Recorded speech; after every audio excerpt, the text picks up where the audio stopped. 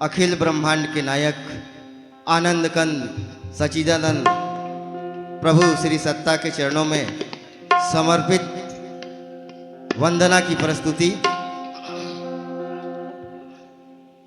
कर्पूर गौरम करुणावतारम संसार सारम भुजगेन्द्रहारम सदा वसंतम हृदयारविंदे भवम भवानी सहितं नमामि भवम भवानी सहितं नमामि। नीलांबुज श्यामल कोमलांगं सीता समारोपित वागं पाणो नमामि रामं रघुवंशनाथं।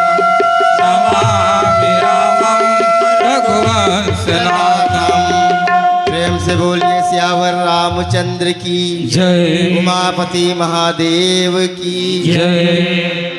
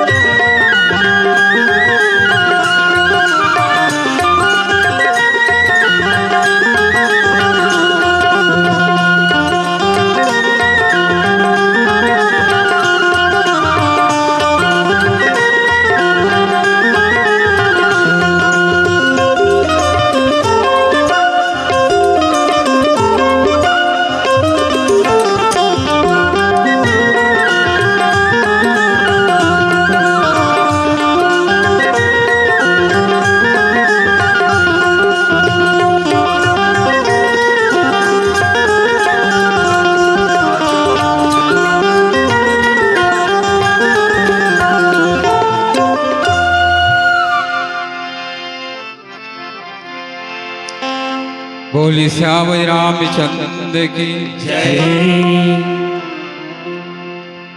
सबके उर अभिलाषु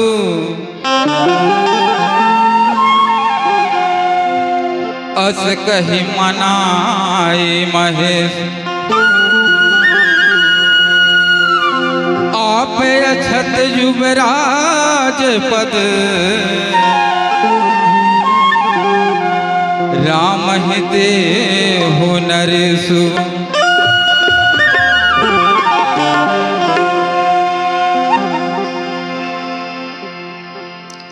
पाँव तीरथ धाम किधर ले,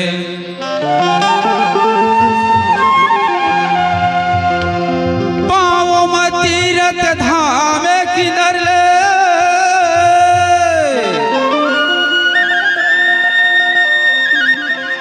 हाथ में कर ले दान,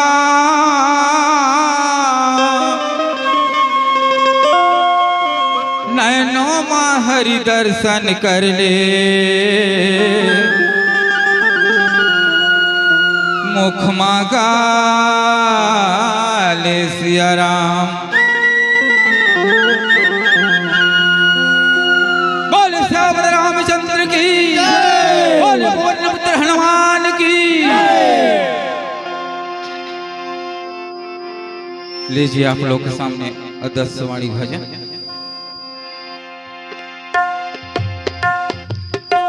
अमृत कसमल गुर तुर लागे,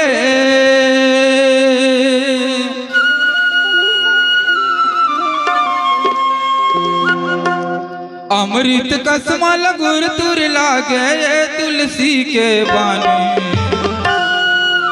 औ हमला गजब सुहावे वो राम के अमर कहानी। औ हमला गजब सुहावे वो राम के अमर कहानी। अमृत का समल गुर दूर लागे, अमृत का समल गुर दूर लागे तुलसी के बानी। औ हमला गजब सुहावे हो राम के अमर कहानी। औ हमला गजब सुहावे हो राम के अमर कहानी। अमृत का समल गुर दूर लागे, अमृत का समल गुर दूर लागे ये तुलसी के बानी। हमला गजब सुहावे वो राम के अमर कहानी। औ हमला गजब सुहावे वो राम के अमर कहानी। अमृत का समल गुर दूर लागे, अमृत का समल गुर दूर लागे तुलसी के बानी। औ हमला गजब सुहावे हो राम के अमर कहानी। औ हमला गजब सुहावे हो राम के अमर कहानी।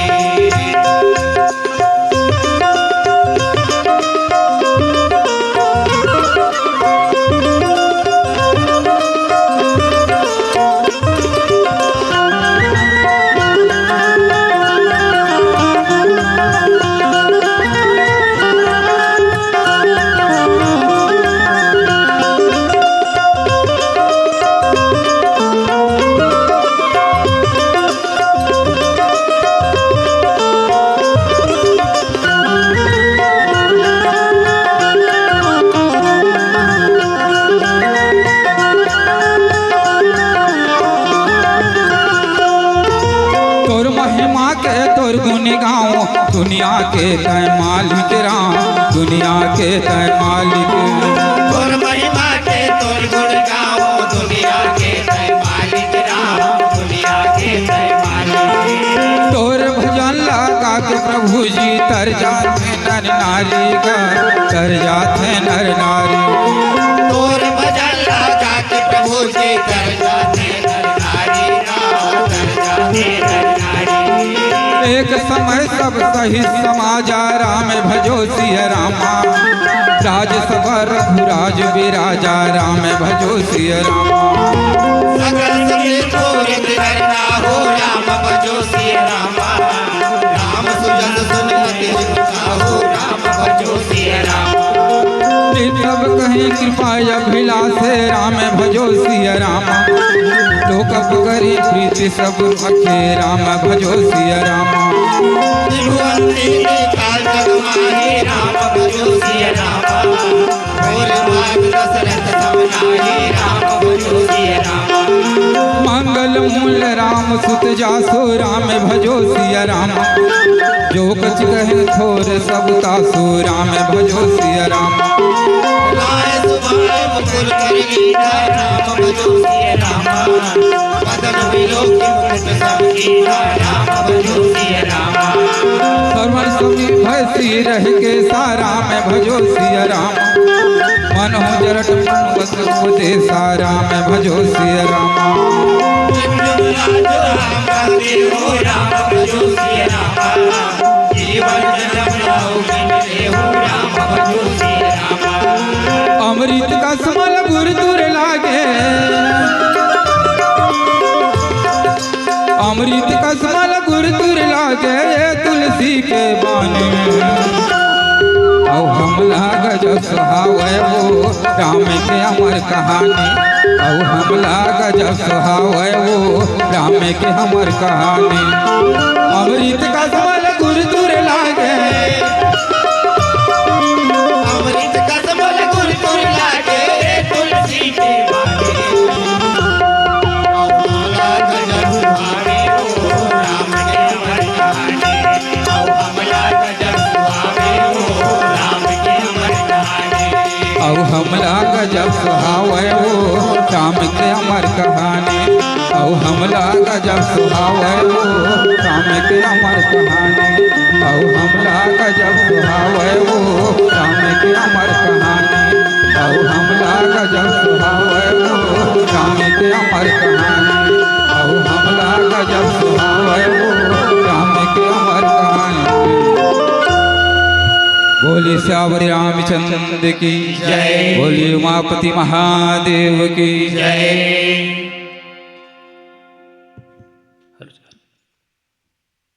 मंच पर विराजमान परम आदरणीय निर्णायक मंडल, आयोजन समिति के समस्त पदाधिकारीगण, उपस्थित श्री रामचरितमानस के मर्मज्ञ अनुरागी सज्जनों, भगवत प्रेमी साथियों, अंजनी पुत्र मानस परिवार ढोड़ी भरा आपको सब सादर प्रणाम करती है, नमन करती है।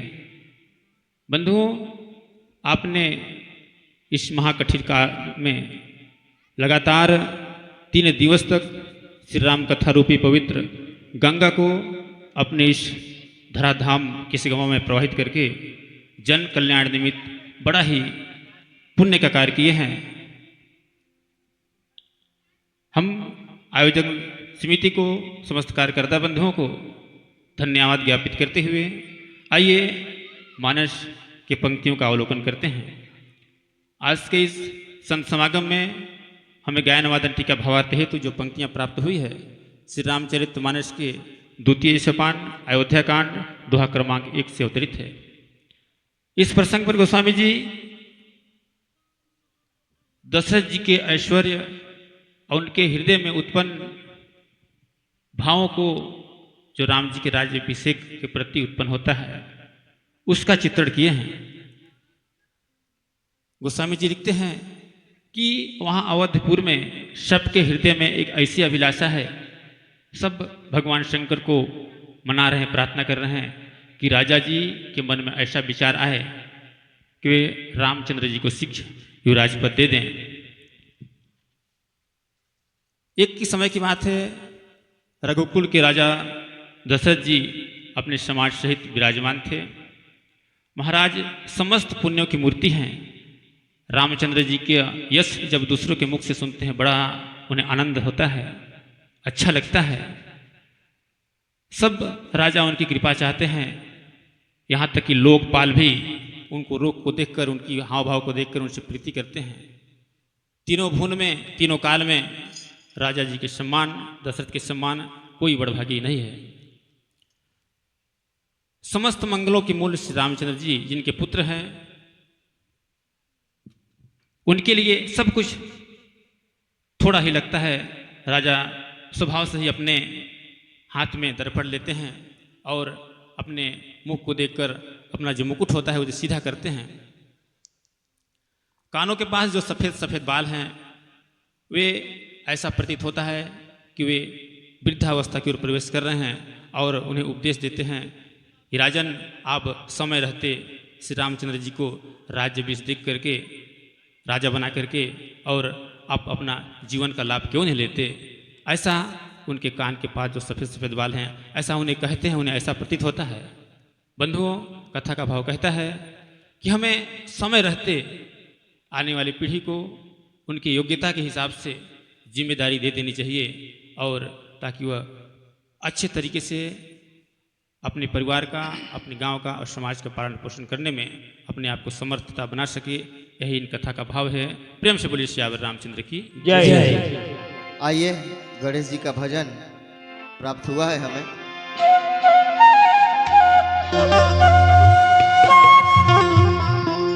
मंदिर पूजा रोज करो,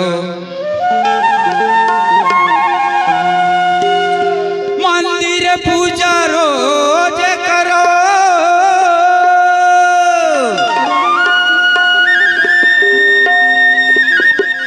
तीरथ करो हजार,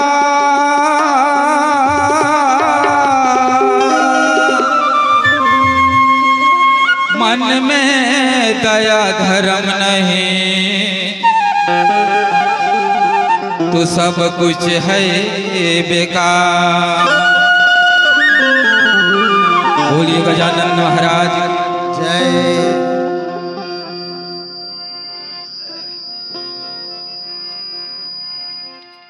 जय गणेश पार्वती मैया, जय गणेश पार्वती मैया, जय गणेश पार्वती मैया, जय गणेश पार्वती मैया।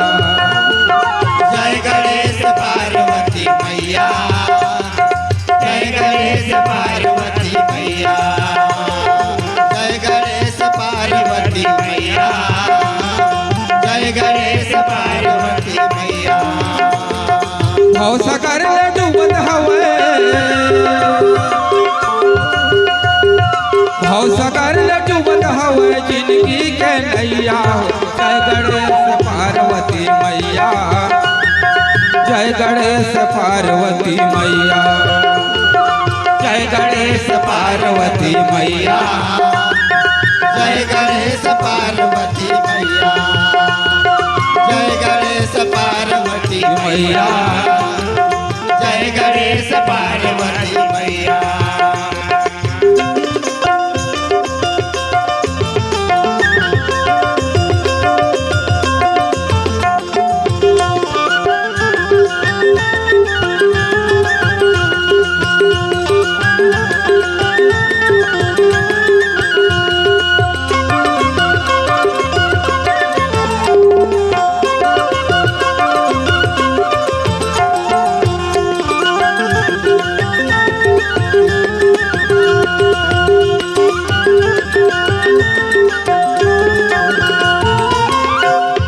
सुमरत हाँ तोला मैं दोनों हाथ जोड़ के तोला मैं दोनों हाथ जोड़ के सुमरत हाँ तोला मैं दोनों हाथ जोड़ के सुमरत हो तोला मैं दोनों हाथ जोड़ के श्रद्धा और भक्ति के भाव ला टोर के श्रद्धा और भक्ति के भावला जोड़ के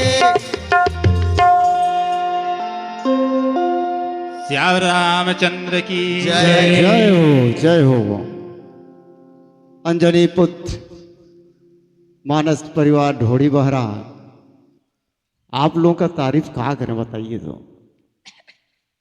आप लोग में इतना कला कुट कुट के भरा है, मेरे को लगता है कि भगवान का ना आप लोग वकीले बन गए हैं, है ना। बहुत अच्छा आप लोगों ने कथा भाव और संगीत के माध्यम से, गीत के माध्यम से हम लोग को सारा बोर किए हैं। इसके लिए आप लोगों को बहुत बहुत धन्यवाद और साधुवाद।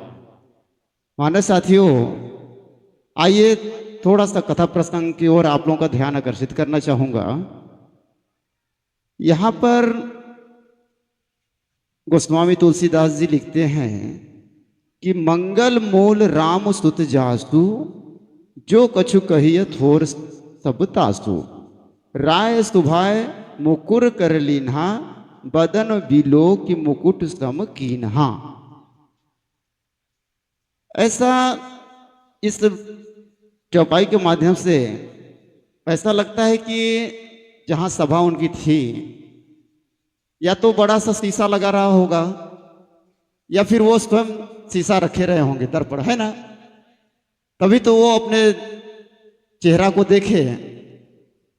बताइए, अगर वो ऐसा शीशा नहीं रहा होगा तो वो कौन सा शीशा था, कौन सा दर्पण था जिसमें वो अपने चेहरा को देखे और मुकुट को सीधा किए, और ये कान के बगल में सफेद जो बाल दिखा था।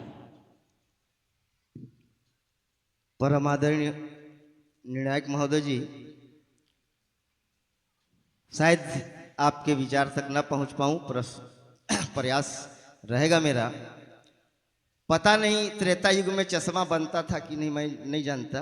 लेकिन मुझे लगता है कि यदि राजा दशरथ दर्पण धर के तो नहीं बैठते रहे होंगे, नहीं बैठते रहे होंगे, सही बात है। या तो बड़ा दर्पण रहता होगा, या तो चश्मा पहनते रहे होंगे, तो चश्मा उल्टा के देखे होंगे। क्योंकि वहाँ के नर नारी और अन्य लोग भी भगवान राम की प्रतिष्ठा का बखान गुणगान करते थे कि ये राज्य तिलक करने योग्य, राजा बनने योग्य हो गए हैं, ऐसा मेरा मानना है। बाकी मेरे साथी कुछ कहेंगे तो। जी श्रीमान जी, देखिए आपका विचार क्या है, मैं वहाँ तक तो नहीं पहुँच पाऊँगा, लेकिन मेरे मन में जो भाव उत्पन्न हो रहे हैं, थोड़ा सा आपका ध्यान मैं प्रारंभिक दोहे की ओर ले जाना चाहूँगा। कहिए कहिए, बेझिझक कहिए। श्री गुरु चरण सरोज रज निज मन मुकुर सुधार। हमारे पास जरूरी नहीं है कि हमारे पास आईना ही हो तो हम अपने आप को देखेंगे। अपने मन रूपी दर्पण में अपने आप को हम देख सकते हैं। हमारे मन में यदि अच्छी भावना है तो वो भी हमें दिखाई देगा। वह उसको देखने के लिए हमें आंखों की आवश्यकता नहीं चाहिए, हम अंतःकरण की आंखों से उसे देख सकते हैं। और वही अपने निज मन मुकुर, अपने अंतःकरण की आंखों से, अपने मन की आंखों से दशरथ जी उन भावों को अपने अनुमान करते हैं कि इस समय वास्तव में मुझे चाहिए कि मुझे राम जी का राज्याभिषेक कर देना चाहिए, और यही मन की भाव से सब कुछ मुकुर को भी सीधा करते हैं। और उनका वो स्वयं ज्ञानी हैं, इंद्रियों को वश में करने वाले हैं, मन की आंखों से देखकर और मन के दर्पण से देखकर वे सब कुछ कार्य करते हैं, ऐसा मेरा मानना है। बाकी आप भी बता जी जी जी, ठीक वही बात है ना। तो ये बताइए कि उस दर्पण में देखने के लिए वो आखिर मजबूर क्यों हुए, जी है ना। जी ठीक है, आपका प्रश्न बताने का प्रयास करूंगा। मनुष्य को चाहिए, दशरथ जी स्वयं ज्ञानी थे, एक निश्चित समय सीमा जब पुत्र की अवस्था हो और वो समझ जाए कि ज्ञान विक्रम मन्यम है, सकल गुण निधान है, सब कुछ जानने वाले हैं, तो स्वाभाविक रूप से उन्हें यह जिम्मेदारी दे देनी चाहिए। और इसी भाव के साथ दशरथ जी के मन में ऐसा विचार आता है, ऐसा करते हैं, ऐसा मेरा मानना है। बाकी जी आप जी जी महोदय, सचिव महोदय, लगा तुम कुछ बताए रखा हुआ। आदरणीय, जब राजा दशरथ जी को मालूम हो गया कि शिक्षा दीक्षा अस्त्र विद्या शस्त्र विद्या सब में पारंगत हो गए हैं, तो इन्हें राजपद दे के जिम्मेदारी देना चाहिए। ये और भी जोड़ रहा हूँ, क्षमा कीजिएगा। जी जी जी, ठीक है ठीक है। चलिए थोड़ा थोड़ा मैं भी उसमें अपना विचार व्यक्त कर दूं, है ना। देखिए वो देखने के लिए इसलिए मजबूर हुए कि यही पे आप दोहा में पढ़े हैं, सबके हृदय में ऐसी अभिलाषा है, सबके, इसको किसी मैं एक बताया के था नहीं। आदरणीय, हाँ इसको सुनिए मैं तो, बोला भी था। नहीं ठीक है मैं मान रहा हूँ उसको, है ना। और सब महादेव जी को मना रहे हैं कि अब राम को युवराजपद दे देना चाहिए। अब वो देखे, जैसे भाई साहब बताए कि मन के दर्पण में, है ना, ठीक बताए, वो विचार रूपी दर्पण में देखे कि उन लोग मजबूर, राजा दशरथ मजबूर हो गए कि इनका जब विचार है तो मैं भी तो अपने मन में विचार करूं, है ना, कि क्या ये सही है या नहीं। तो फिर वही अपने विचार से देखे और उनको ऐसा ऐसा अनुभव हुआ, है ना, तब फिर उनको युवराज पद देने के लिए तैयार हुए। आइए लीजिए मानस जिज्ञासा की तरफ। बोलिए राजा रामचंद्र की जय। हनुमंतलाल महाराज की जय। जोगी बाबा की जय। बहुत सुंदर गायन वादन। अभी आप लोग आरती भी करेंगे, भजन भी सुनाएंगे। हमारे यहाँ के सभी आके बैठे हैं सुनने के लिए। और इतना सुंदर किस गांव में सौभाग्य ज्यादा रहते तुम उनका मुकलाक थे, बाकी कति तो नहीं है जर किस गाँव ठीक है। यहाँ आवल करिए गुरुदेव, कैसे तो बहुत लेट में एंट्री था, काहे करता खबर भेजू है ककरो तो अच्छा नहीं लगे। इसे पटना चौरासी ओहू के जोहत रहे, तुहू मन के जोहत रहे सचिव साहब एंट्री समय। आदरणीय, हमारे तबला वादक महोदय का तबीयत गड़बड़ हो गया था, हाँ और आज भी अनुपस्थित थे, अभी आ गए। हम लोग का सौभाग्य है कि हाँ हाँ, साथ हनुमान में जी का पहुंचे। काम में कहाँ लेट हो, बड़े बड़े दुखिया मतलब ढोए के लिए आम था तो ये ठीक हो गया। का ठीक है, थोड़ा सा जिज्ञासा है, प्रश्न नहीं है, कहा आप लोगों से प्रश्न पूछ पाऊंगा, लेकिन मन की एक वो है कि हम लोग को जिम्मा दे दी है तो कुछ पूछ दें, आप भी बता दें, हम भी कुछ बता दें। ये राजा दशरथ को धर्म धुरंधर कब से कहा गया, और राजा राम के कुछ चरित्रों को बताएंगे, और राजा राम जैसे दिखने वाले व्यक्ति को क्या कहा जाता है।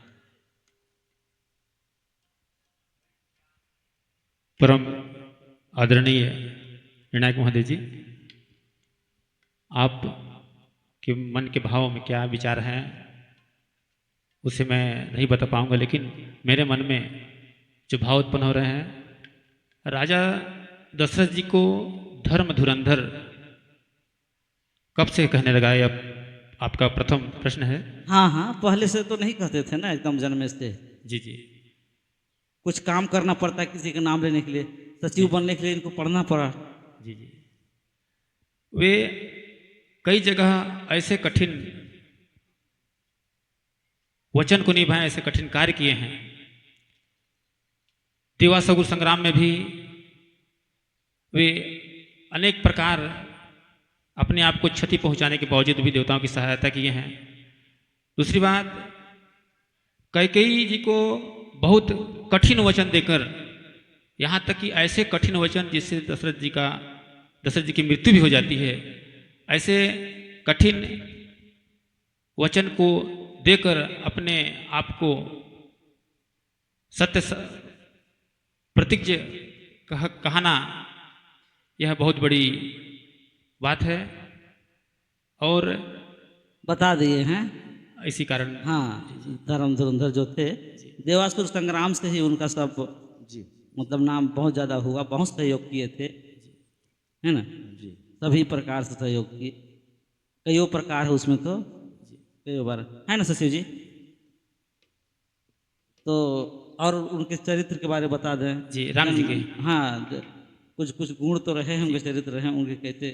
राम जी एक अच्छे पुत्र हैं, एक अच्छे सखा हैं, एक अच्छे पति हैं।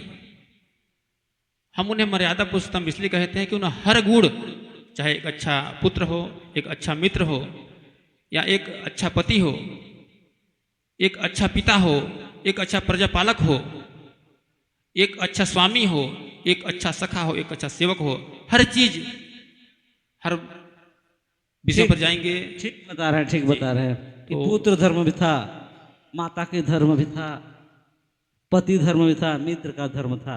यही तो उनका धर्म बताए हैं राम जी के। जी, हर चीजों में खरे उतरे हैं, इसलिए उनका नाम मर्यादा पुरुषोत्तम। और राम जी के शरीर के संरचना के बारे में बताएं। उनके जैसे अगर कोई व्यक्ति दिखता है तो उसको क्या कहते हैं?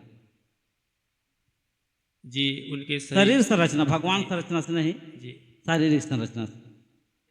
एक वंदना में कहा जाता है नीलाम बुझ श्यामल कोमलांगम।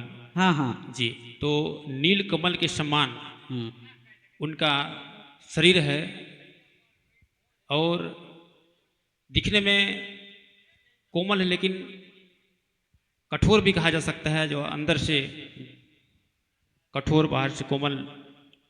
इस प्रकार कोमलता और कठोरता दोनों इसमें। और मैं ऐसा इतना ही कहना चाहूँगा, बाकी मेरे साथी कुछ। बस हो गया। विशाल भुजाएं, चौड़ी छाती, हाथी के सूंड के समान बाहें, यही सब तो हाँ मैं हाँ, पाया ठीक, हूँ रामचरित ठीक है, ठीक है। देखिए, उनका एक विशेषता था कि उनका हाथ घुटना तक जाता था। अजान भुज, अजान बाहु कहते थे। अजान भुज सरचा हाँ। पत्थर संग्राम जीत कर दूसरा। अजान बाहु कहते थे। बाकी तो आप सब कुछ ठीक बता दिए। और उत्तर प्रश्न